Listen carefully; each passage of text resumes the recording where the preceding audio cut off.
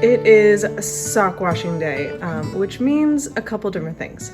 So whenever I knit a new pair of socks, like these ones, these are fresh off the needles, I like to hand wash them on their own for the first time.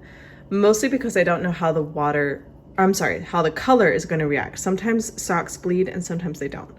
So I put a bowl, sometimes a very large measuring cup, but I put a bowl full of water, usually like warmish to hotish. And then I have some wool soap. So I got this for Christmas last year and it's still going strong, from Gwen at Bella Flawed. Don't look at my dirty dishes. But Tuft Woolen also does great soap. This one is their Winter Woods soap. That was exclusive for Woolens and Nosh this year. You can also use just regular wool soap that comes in the liquid form, but this is what I have, so that's what I've been using. So I will fill up water, put soap in, and then I'll just put my socks in and just let them soak. I don't scrub them, I don't swirl them around, I just let them sit. With wool plus heat plus agitation equals felting. So even though this is superwash, so it's been treated so it doesn't felt, even though it has nylon, if you agitate it enough, it will felt. So I just let them sit. And you can see the water is slowly starting to soak in. If I just leave them there, it's gonna take a while for them to get wet. So I have some other socks here that also need to get washed. This is another pair, it's by the same dyer. I normally do not put socks that have not been washed together in the same bowl, like I said, because of bleeding.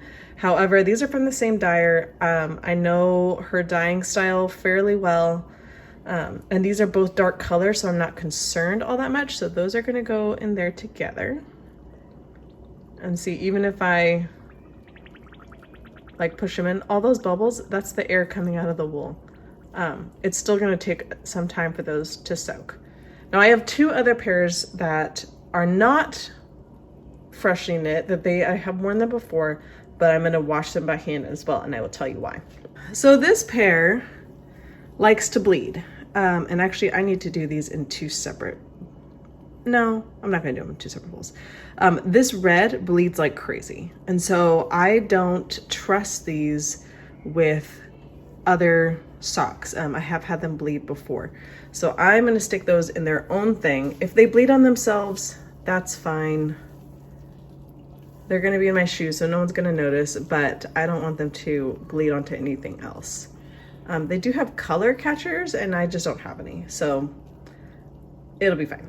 And then I have one more pair. These socks are non-superwash, so they have not been treated for superwash so that they don't felt. So if I put these in hot water and agitate them, they will felt.